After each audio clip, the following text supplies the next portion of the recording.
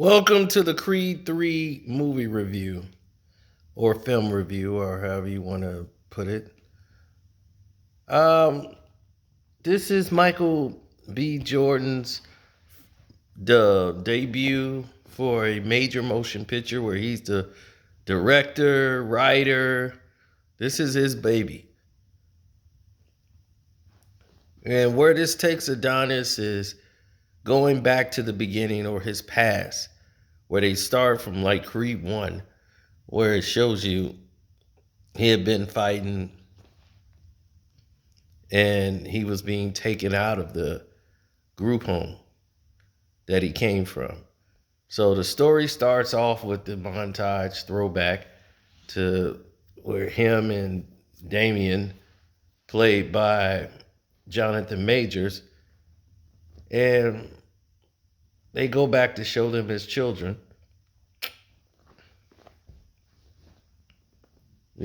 how their bond was and the situation that went down, and gets back to current date. Michael B. Jordan is in South Africa. They do a flashback to, his final fight, and he ends up retiring, and he's in retirement life. He's successful. He's done everything in boxing there is to do. Now it becomes the next level for him. And this is where all these different layers into the film comes in at, and there's different gravitas or whatever you want to call it at that moment in time. There's a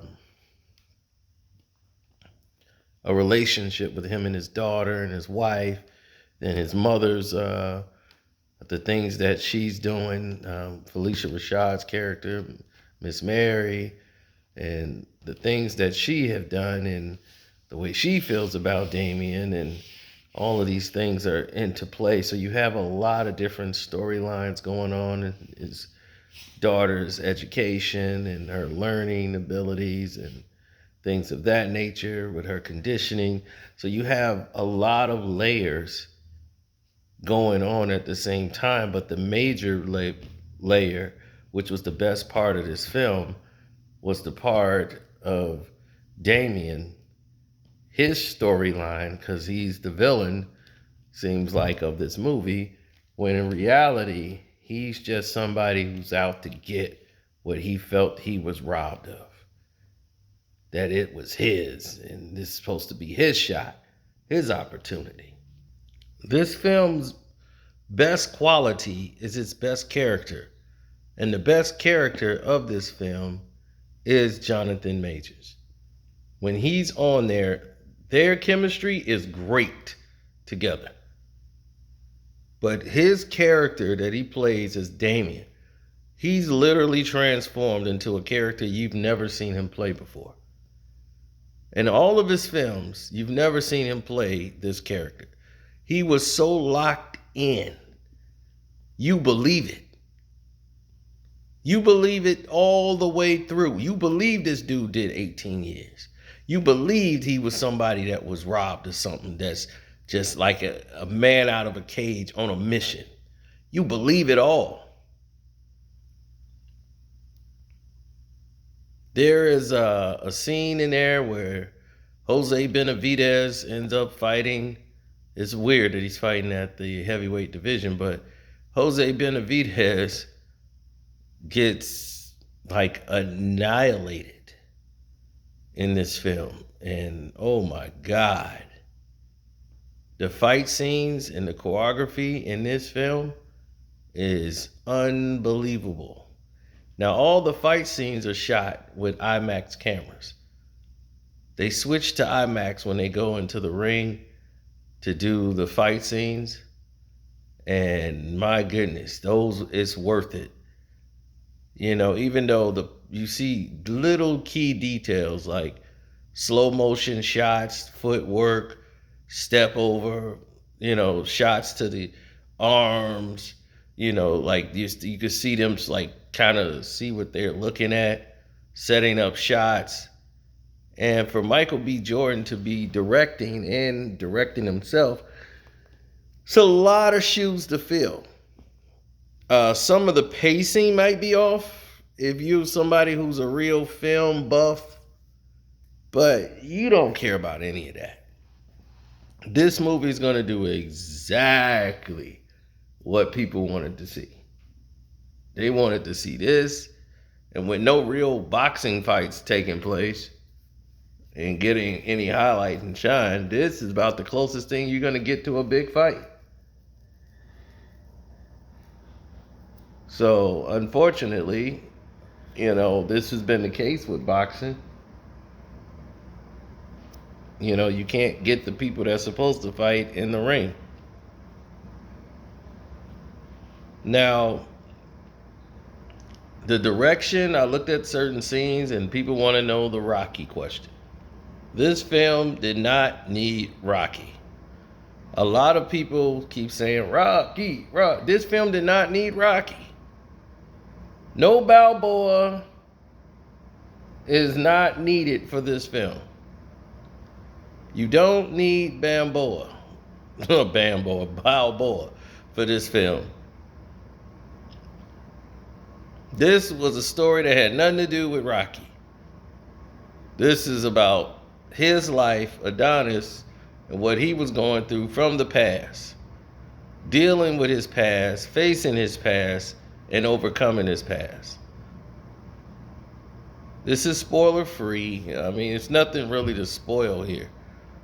And he had to learn, while even in the ring, he's fighting guilt. He still feels the guilt, even though he comes out of retirement to fight his used to be best friend and the guy he thought he had his back. So he comes out of retirement for this one fight. The man who taught him everything and had his back in the group home.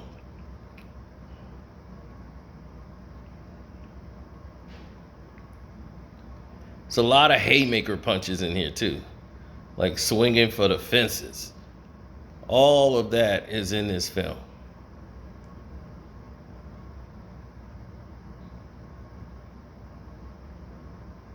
Also, the training scenes in here, the training montages were incredible. I think people will appreciate that a lot when you see the training montage scenes. I mean, I don't think I'm giving anything away, but Michael B. Jordan actually pulls a plane. He has a surprise visitor who helps him get in shape for the fight, which I'm quite sure a lot of people know already who that person is. But this film did not need Rocky. It did not. After the last Creed, when he bowed out and went to go be with the son, that was his last time on film. We knew it was going to be his exit. So why was people expecting to see him in Creed 3? I have no idea. He said, this is it for me. He said, that was my last one. They focused the camera on him. They played the music as he sat there, knowing that would be the last time you see Rocky. He's going off into the sunset.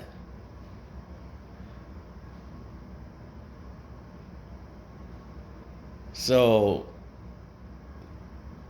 the Creed movies brought him back to an award, ceremony, but this movie don't miss a beat.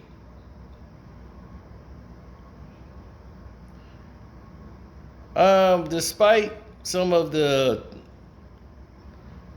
themes or the parallels of some of the pacing of the film, and them focusing on stuff that really don't pan out. It don't really blend in with the story that well. These little side things that's going on, but it's too much going on, in other words, at certain times. Besides that, I give this 3 stars out of 4 for Creed 3. It's definitely a movie you can go watch and enjoy. There's nothing wrong with you're gonna get what you came to see. So that's my review of Creed 3. So we could talk it later on a spoiler review, more about it once everybody sees it. And that's about it. I'm out.